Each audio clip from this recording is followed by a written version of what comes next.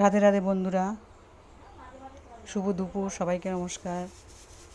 ভালো আছেন তো সবাই? আজকে আমি রান্না করছি কচুরলতি কচুরলতির চচ্চড়ি। তো আমি আজকে এই যে এগুলো ভাপিয়ে নিয়েছি, মানে সেদ্ধই হয়ে গেছে।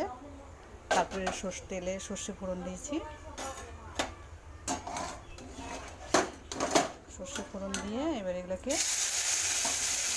ভাজবো।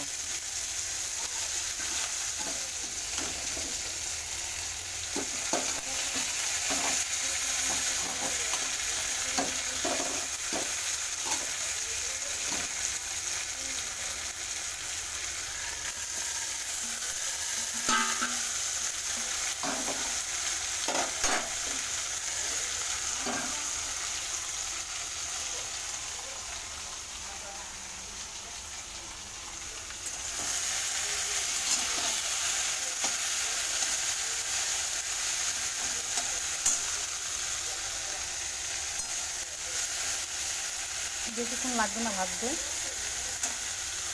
এটা ভাজা হয়ে গেলে লাগবে হচ্ছে কাঁচা লঙ্কা, সর্ষে, একটু নুন দিয়ে বেটেছি। শুধু সর্ষে বাটলে তেতো হয়ে যায়, যার কারণে এটা লঙ্কা, সর্ষে, একটু সামান্য নুন দিয়ে বেটে রেখেছি।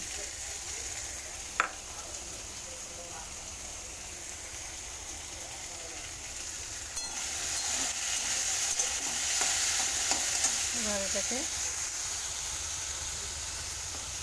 নুন দিয়ে ভাপিয়েছিলাম, এবার সামান্য একটু নুন দেবো, অল্প করে।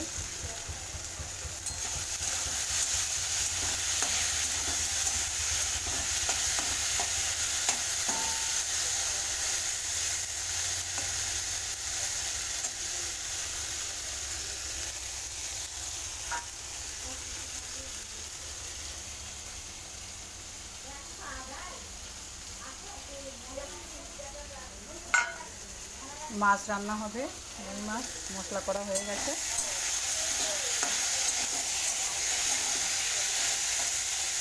শুধু কচুরলতিটাই দেখাচ্ছি, কারণ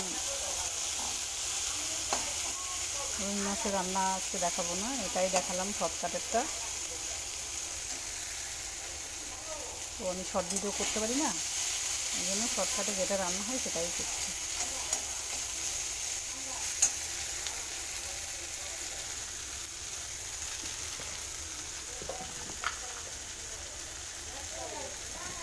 এক চামচ দুধ দিয়ে দেবো।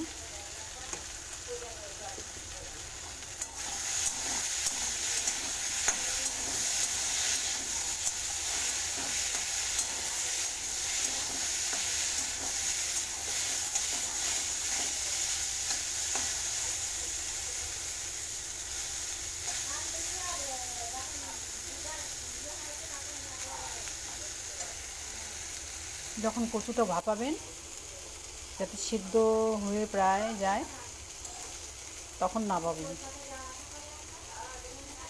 তাহলে ভাজার সময় অতটা টাইম লাগবে না। দেখুন সিদ্ধ হয়ে গেছিলো।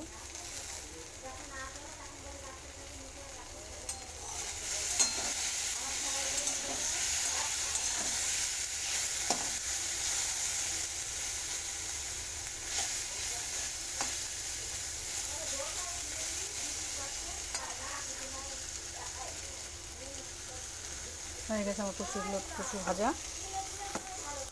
এবার আমি সর্ষে বাটাটা দিয়ে দেবো। সর্ষে বাটা দিয়ে বেশি ভাজবেন না।